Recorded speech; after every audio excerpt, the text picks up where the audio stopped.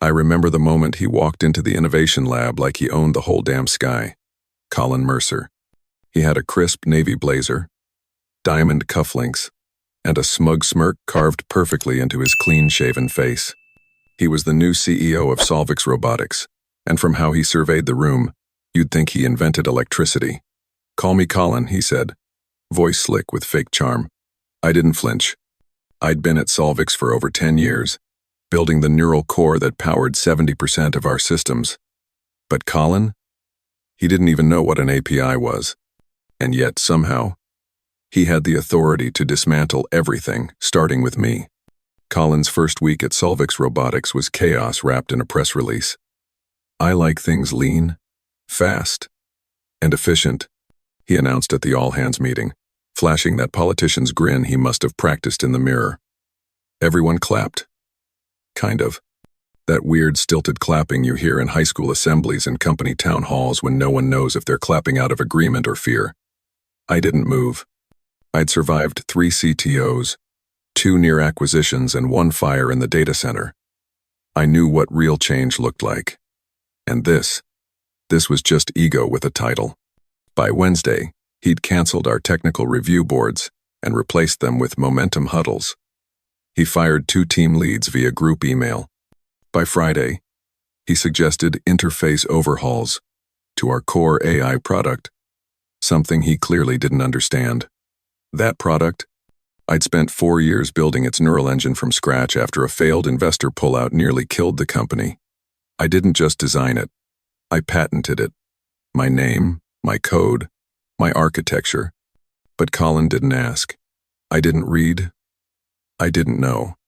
And disaster isn't a possibility when a man like that has power. It's just a matter of timing. 6 years ago, Solvix was circling the drain after a catastrophic venture collapse. The board was panicking. Deadlines were evaporating. And investors wanted blood.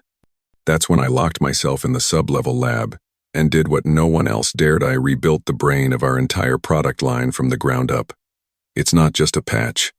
A complete neural re-architecture that was adaptive, resilient, and designed for scale. And I didn't just build it. I patented it. Personally, at the time, the interim CEO insisted on it. "Ethan," she said, "if this company ever forgets what you've done, make sure the code remembers." So I did. We embedded the patent clause into a quiet licensing agreement, buried in the company's legal framework, untouched, forgotten, until now. Colin had no idea. He thought he was tweaking features. But every line he touched, that was my system. Every optimization, my algorithm. The architecture that powered over 80% of Solvix's global automation platform, mine. He could rewrite the org chart, fire leads, and rename departments all day. But without my express consent, he couldn't legally scale, update, or maintain the infrastructure. The whole machine ran on something he didn't even know he didn't own. Friday morning. That's when the hammer dropped. Colin appeared at my office door with that smug, scripted look, like he'd just walked off the set of a bad corporate drama. "Ethan, can we talk?" he said, leaning against the frame like it was all casual. I nodded, gesturing to the chair across from me. He didn't sit. That's when I knew. Something was coming and it wouldn't be respectful. "I'll be blunt," he began, in that patronizing tone men use when they think bluntness is a form of honesty. "You've been here a long time, maybe too long. We're moving into a different phase. And frankly, we need people who operate faster, more modernly." I stared at him. No blink, no nod, just silence. He hesitated, then added, "Your position is being eliminated, effective immediately. You'll receive a severance package. HR has the paperwork." It was rehearsed. Rehearsed and smug, like he thought he was making a power move. What he didn't know, what he couldn't have known, was that the system he just cut me out of was something he didn't legally control. Without my license, Solvix's core infrastructure was dead weight. No updates, no patches, no scaling. It's just a slow technical suffocation waiting to happen. But I didn't say that. Not yet. I stood and reached out to shake his hand. He didn't take it. He just gave a tight nod and walked off like he'd won. As he turned away, he tossed a final insult over his shoulder. We're not spending another dollar on deadweight from a past version of Solvix. I didn't flinch. I just smiled. A clean, deliberate smile. He had no idea what kind of fuse he'd just lit. And I wasn't angry. Not yet. What I felt at that moment was something sharper, something colder. Curiosity. How long would it take for Colin Mercer to realize he'd just fired the one person holding the entire operational spine of his empire in the palm of his hand? By the time I reached my car, my hands were trembling, not from grief, but from adrenaline. I wasn't devastated. I wasn't even angry. I felt a sharp edge of strategic stillness, the kind that shows up when instinct gives way to calculation. Colin Mercer had just thrown a match into a forest he didn't know was wired for detonation, and all I had to do was wait. I didn't tell anyone I'd been fired. Not my brother, who always said I gave too much to work. Not Jules, my best friend who would have shown up with bourbon, spreadsheets, and a full-scale revenge roadmap. And not my ex, who once told me I was married to logic. I didn't want pity. I wanted perspective. That night, I walked the city alone, through alleyways lit by flickering neon and steam rising from sidewalk grates. I passed closed storefronts and silent cafes, letting the cold night numb the sting of disrespect. I wasn't mourning the loss of a job. I was mourning the insult, the erasure, the arrogance of a man who thought innovation could be fired like an employee. The next morning, Saturday, I brewed strong coffee and pulled out a file I hadn't opened in 3 years. In it, notarized licensing terms, patent confirmation, and the agreement that Solvix Robotics had no legal right to use or scale the infrastructure I built without my explicit consent. It had been buried deep in the original contract, a clause no one remembered, except me. That licensing agreement, it was due to expire at midnight Sunday. By 3 p.m., I had composed an email to Solvix's legal department from my address. The subject line was surgical. Notice of intellectual property usage expiration. Immediate attention required. No dramatics, no emotion. Just facts. Their legal right to operate the system would expire unless renegotiated with the patent holder may. Continued usage would violate federal IP law. I CC'd outside legal, our former CTO, and yes, Colin. Then I closed my laptop, laced my running shoes, and disappeared into the fog for a 5-mile sprint through the city.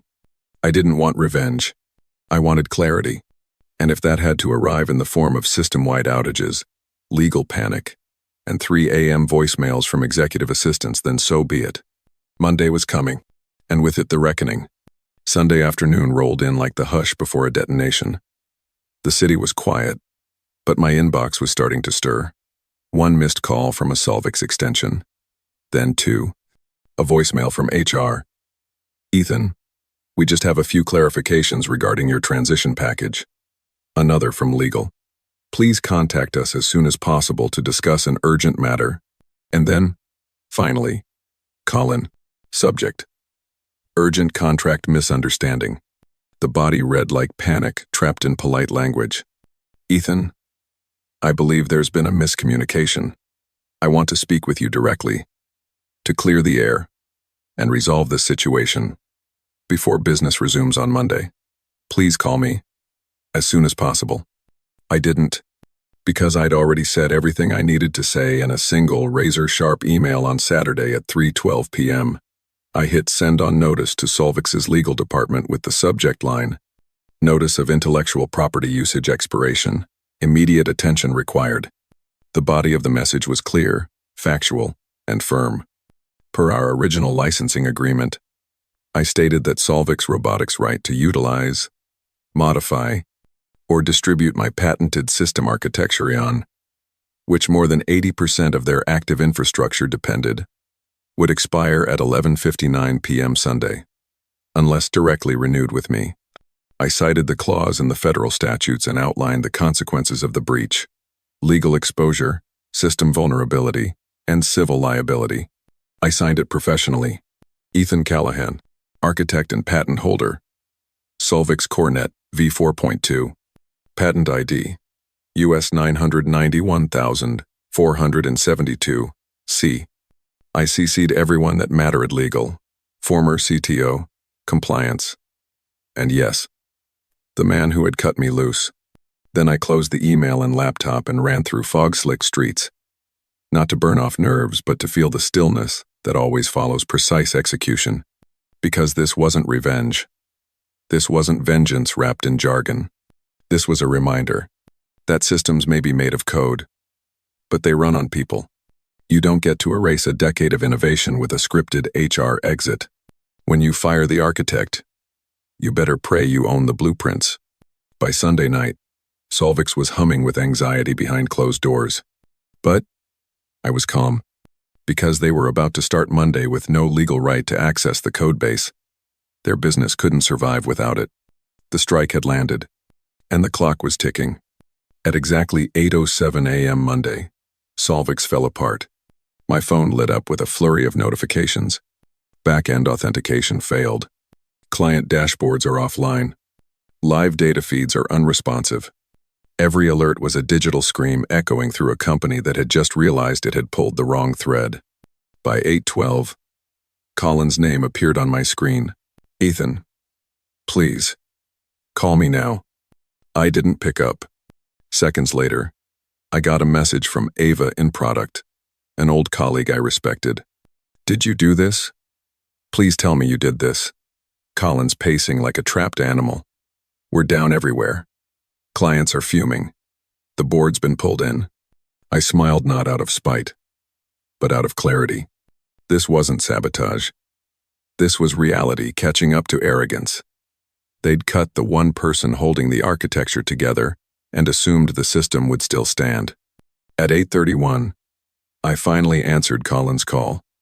His voice was tight, controlled only on the surface. We need to talk.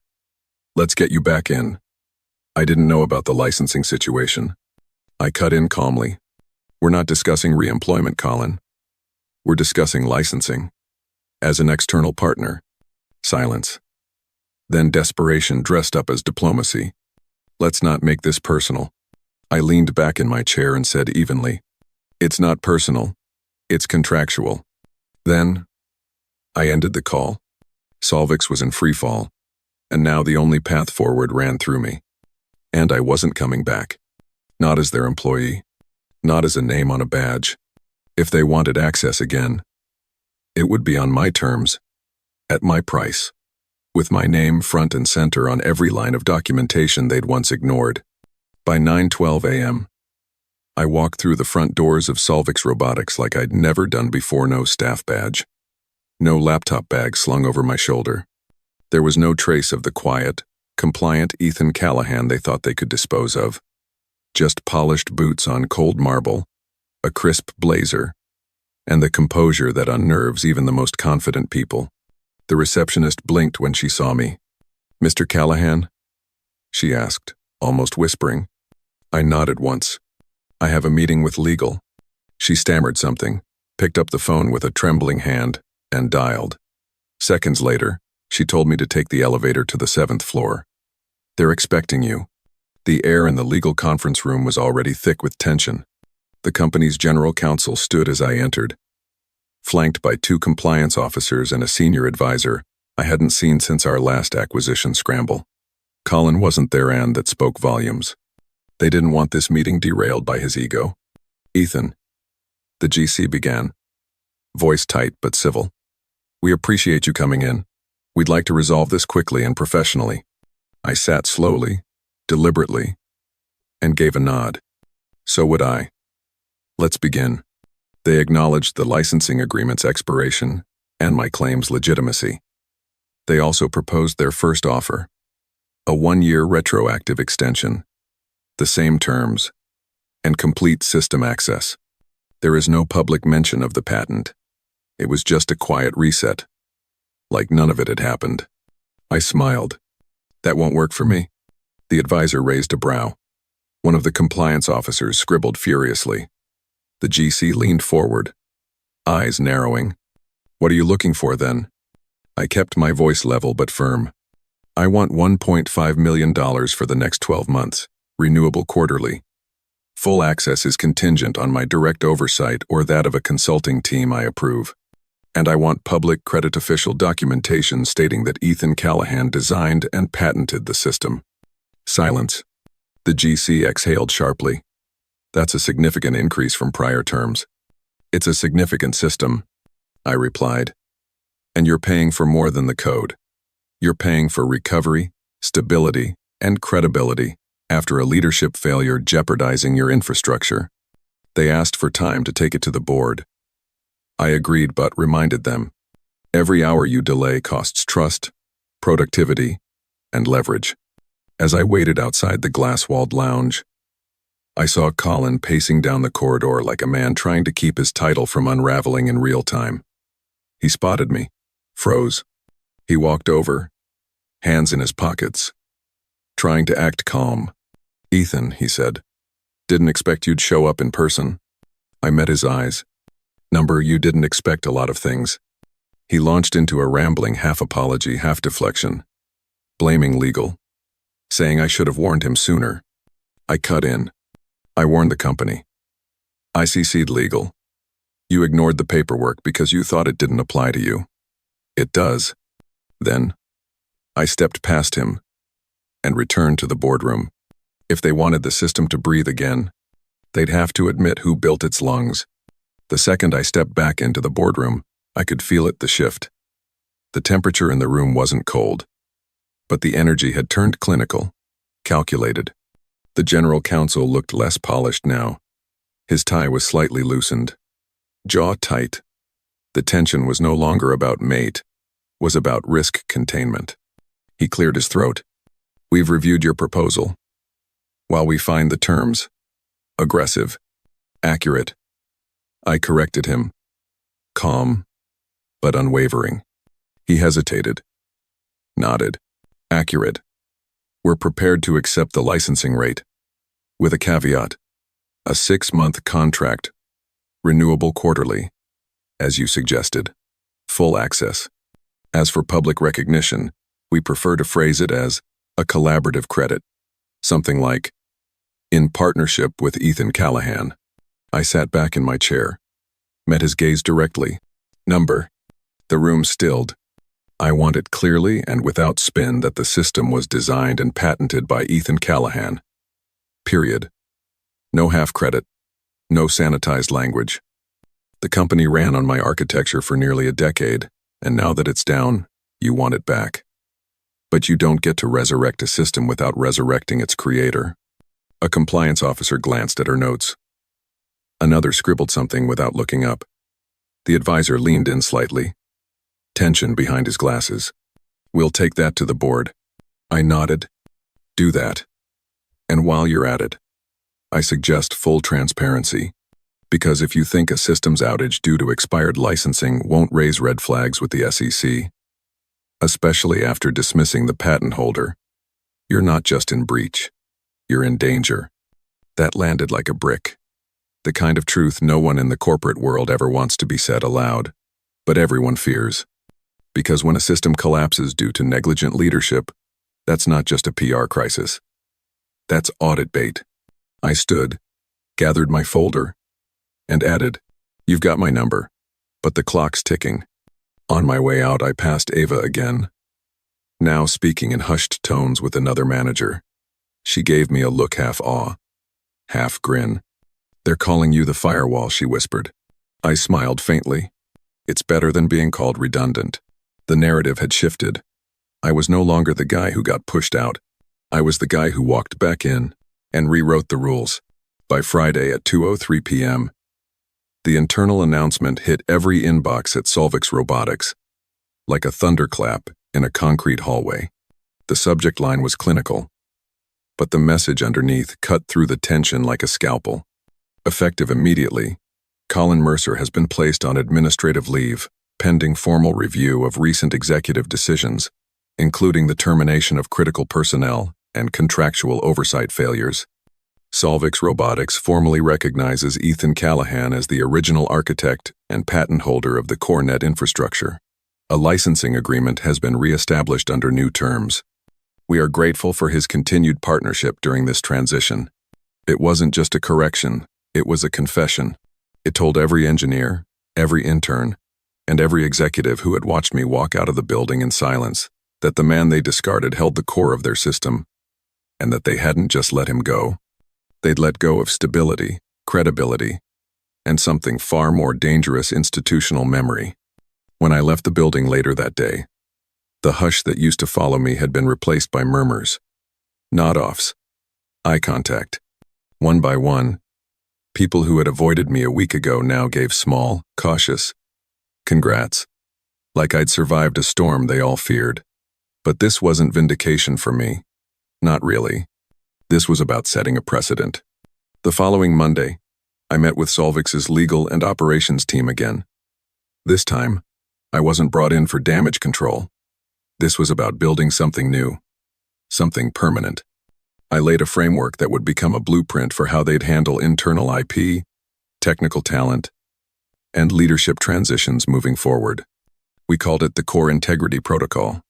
It included mandatory IP audits during C-suite changes, anonymous internal reporting channels for technical staff, a mentorship program centered on ownership, attribution, and negotiation skills, because knowing your value meant nothing if you didn't know how to defend it.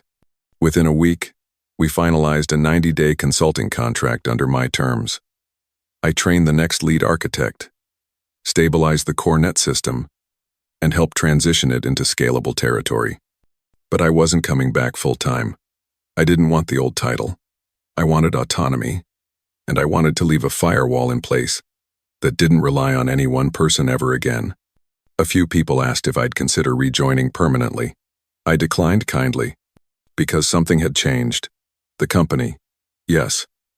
But more than that, me.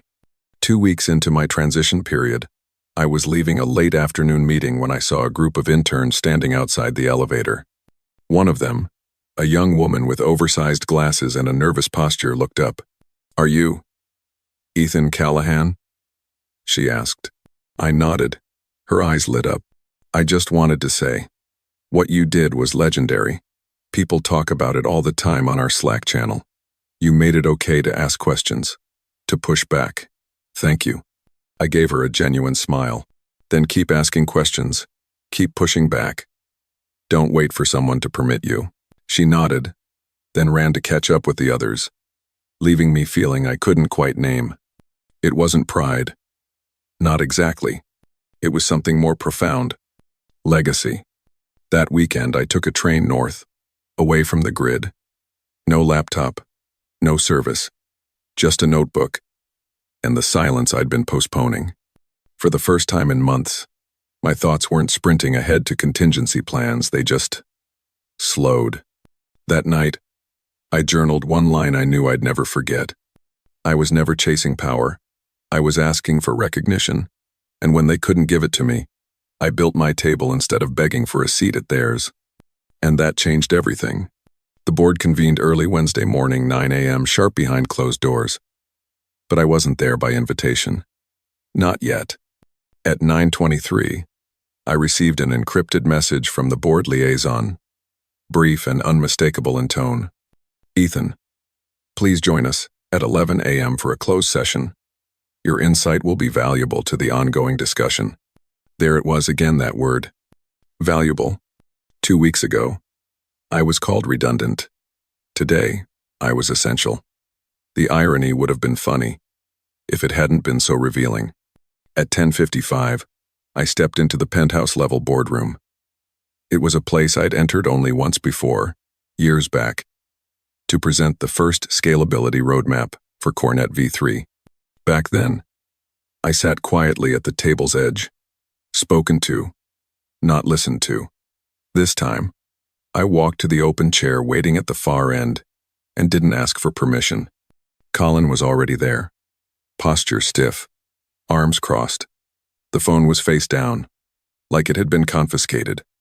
His smile was too clean. His jaw was too tight. He knew this wasn't a presentation. This was an autopsy, and he was the subject. The board chair greeted me formally, then gestured for me to begin. Ethan, we've reviewed the documentation, but we'd like to hear your perspective. What went wrong? I didn't read from the notes. I looked each of them in the eye, and then I spoke. Leadership isn't about having the loudest voice in the room. It's about understanding what powers your company, both technically and culturally. And when you walk into a system you don't understand, you have two choices: learn or bulldoze. Colin chose the latter. He didn't interrupt. He couldn't. He called me outdated. They fired me without review, ignored every line of legal obligation tied to the core of your infrastructure, and he only reached out once the servers failed. The truth is, Solvix didn't fall apart because someone left. It unraveled because someone in power underestimated how much of the system wasn't visible on a spreadsheet. The room stayed quiet, until one board member finally leaned forward. What would you do if you were in his position? I smiled slightly. I wouldn't be in his position. I'd be next to someone who understands products, people, and processes, and builds a model where collaboration outranks control. You don't wait for legal crises to start respecting the people who hold your company together. You build respect into the architecture from day one. The chair nodded, thanked me, and asked me to wait outside while they deliberated. 10 minutes later, I heard raised voices through the wall. They weren't mine. They were Colin's. Desperate, defensive, blaming legal, ops, and even HR. His last defense wasn't logis, it was deflection. But this time no one took the blame. It landed squarely on him. At 11:47, the door opened. The chair called me back in. Ethan, thank you. We've reached a decision. Effective immediately, Colin Mercer has been placed on administrative leave, pending a full investigation. A revised statement will go out to all staff clarifying the licensing conflict and acknowledging your contribution to the system's recovery. He slid a printed draft across the table. I scanned the first line out loud. We recognize Ethan Callahan's leadership, innovation, and intellectual property as foundational to the success of Solvix Robotics. It landed harder than I expected. Not because I needed it, but because I knew how rare it was, especially for someone like Meadow. Be recognized for survival and building something no one else could. Then the chair asked, "How would you like to proceed?" I leaned forward.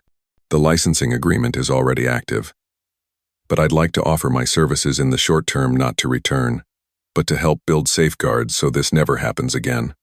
I'll consult for the next 90 days, on my terms, with autonomy, and with full authority, to recommend structural changes to how Solvix treats its innovators. He nodded. Done. I stood. Just as I turned to leave, he added, Ethan, you didn't just protect the system. You protected this company. I gave a quiet nod. I know. When I stepped into the hallway, the air felt different, like something had been drained. Not tension. Weight. The weight of being underestimated, overlooked, and replaced by someone with louder credentials but hollow understanding. Ava was waiting by the elevator. He's out. I nodded. Suspended for now. She grinned. And you? I looked back down the corridor, the same path I'd walked out 2 weeks ago, boxed up and erased. I'm just getting started. That afternoon, the revised announcement went live across all company platforms. Solvix Robotics has initiated an internal restructuring following the administrative leave of former CEO Colin Mercer. The company formally acknowledges Ethan Callahan as the architect and legal patent holder of the CoreNet system, who is now licensed under a new agreement. We are grateful for his leadership and guidance through this transition period. The language was sterile, but inside Solvix, it hit like lightning. It didn't just expose a leadership failure, it redefined what leadership looked like, and more importantly, who was allowed to hold it. By week's end, I was in workshops with engineering leads, legal, and new hires. I wasn't there to gloat.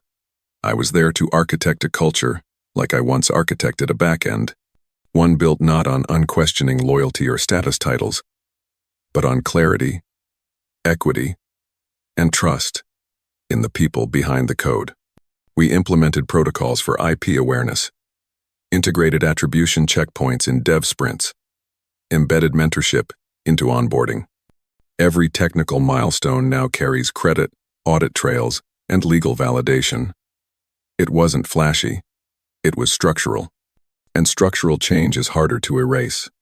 What started as a fight for one name on one patent had become something bigger. A firewall. Not of code. Of culture.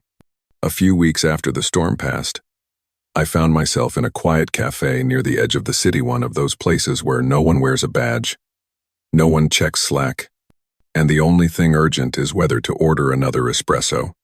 I wasn't planning, fixing, or defending anything for the first time in months. I was just still. That stillness, though, wasn't empty. It was earned. I opened my journal, the same one I'd barely touched since being fired, and wrote a single sentence that had been looping in my head like a quiet truth waiting its turn. I was never chasing power. I was asking for recognition. That was the core. That was the pulse under everything. I didn't want applause. I didn't want revenge. I wanted acknowledgement, respect, not for what I said, but for what I built, from what I knew, for the systems. I carried them on my back while others claimed the spotlight. And when they couldn't give me that, I didn't beg. I built my table, and they came to me. That was the shift. A few days later, I got a letter in the mail, handwritten, real paper, the ink that smudged ever so slightly at the curve of a signature. It was from the board chair. Ethan, you've changed how we think about leadership, not by fighting louder, but by standing firmer. Thank you for showing us what absolute authority looks like. David. I placed that letter in the same drawer where I once kept my severance envelope. Not out of sentimentality, but as a marker. A before and after. Because here's the truth. Most people won't tell you. The system isn't designed to reward quiet builders. It doesn't celebrate the one who holds it together behind the curtain. But sometimes, just sometimes, it underestimates the wrong person. And when it does, the most powerful thing you can do isn't shout. It holds the blueprint. And when they push you out, let them walk straight into the mess they didn't see coming. Today, I lead a small but focused consultancy. I work only with companies who mean it, who want scalable systems, clear ethics, and cultures that protect the people doing the hard, invisible work. I choose my clients carefully. I set my timelines, and I never sign anything without reading every clause. I walk into meetings now with no need to prove myself. The code already does that for me. The contract does too.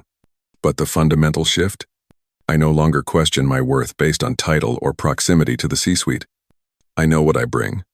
And more importantly, I know what happens when I leave. So to anyone listening who's been dismissed, overlooked, silenced, or told you're too intense for simply knowing your field better than the person above, you hear this. You don't need to raise your voice to be powerful. You need to see what you've built. And never, ever hand that value over to someone not qualified to measure it. Because when they fire you, thinking they've silenced you, all they've done is light the match. And if you're holding the patent, you get to choose how the fire burns. I never set out to prove a point. I just wanted to be seen clearly for what I created, carried, and made possible. But sometimes, the world doesn't give you that freely. Sometimes, it takes losing everything to realize what was truly yours. They thought firing me would end the story. Instead, it just removed the noise. I've learned that your value isn't defined by who gives you a seat at the table. It's defined by what happens when you're no longer in the room. What breaks, what stalls, what suddenly matters. And if you've ever built something meaningful, or poured yourself into work that others dismissed or claimed, you deserve to protect it. Not out of spite, but out of self-respect. Power doesn't always shout. Sometimes, it is signed quietly at the bottom of a contract. Sometimes, it waits documented, legal, undeniable until the right moment to speak. And when it does, the ones who overlooked you won't just notice. They'll remember. So, if you're watching this video, wondering whether your silence is strength or surrender, let me tell you, it's strength, when rooted in clarity, in knowing, in choosing your moment. And when that moment comes, you won't just take back your place. You'll redefine the entire table.